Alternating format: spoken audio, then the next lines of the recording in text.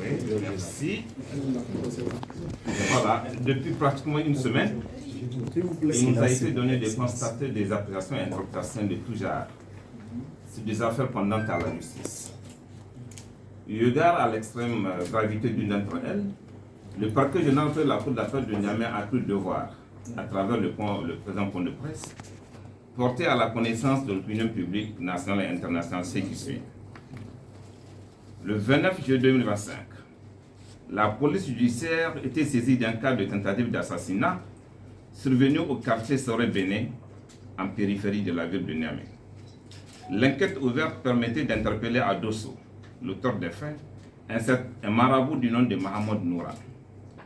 Ce dernier interrogé reconnaît les faits tout en livrant aux enquêteurs son mode opératoire. Il déclarait en effet qu'il est bien l'auteur de la tentative d'assassinat d'Ibrahim Ousseini, et pire, il avoue avoir commis les faits suivants.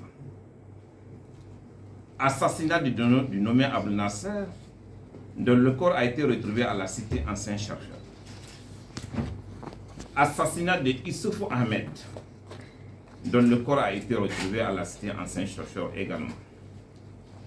Assassinat de Mohamed Ali, dont le corps a été retrouvé sur la colline Sina. Assassinat de Ousmane Rachid Samber, dont le corps a été retrouvé à 10 km de Niamey, sur la rive droite. Assassinat d'un inconnu aux environs de l'INJS, l'Institut national de la jeunesse et des sports, et l'assassinat d'un certain Saddam. Son mode opératoire consiste à user de ruses pour attirer ses victimes sur le lieu du crime, où il les drogue avant de les ligoter, puis les sodomiser. Une fois évanouis, il les étrangle avec une corde ou les égorge pour récurer le sang. Il déclarait que tous ces assassinats ont été faits à des fins de sacrifice pour le compte de Ali Issa Mega et son patron Ibrahim Yacoubou, Ismaël Morou Karama, Alaji Bilia et un certain Issa Sebou Hama. Ces personnes ont été interpellées et entendues. La procédure, une fois déférée au parquet d'instance de Niamey, la procureure de la République, après avoir apprécié les éléments qui y sont contenus, a estimé nécessaire que la police judiciaire doit continuer ses investigations pour procéder à d'autres actes pouvant contribuer à une meilleure appréciation des faits avant de donner suite. C'est ainsi que la procédure a été retournée à la police judiciaire pour complément d'enquête.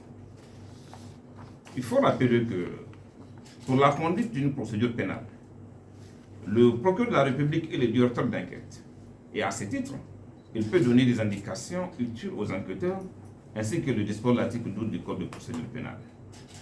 Pour cette affaire, ces injonctions purement procédurales ont été commandées par la nécessité d'établir et transmettre au parquet un procès verbal complet qui prend en compte toutes les situations évoquées.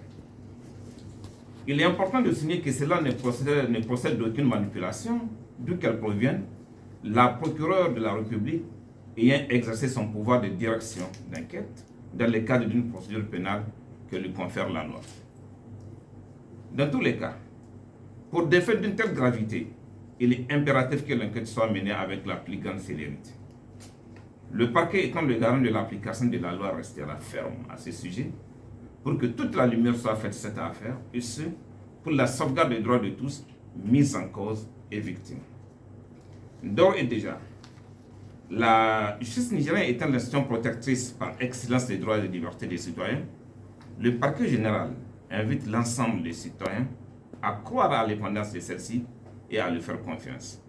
Fait à Niamey, le 14 septembre 2025, le procureur général Massouma.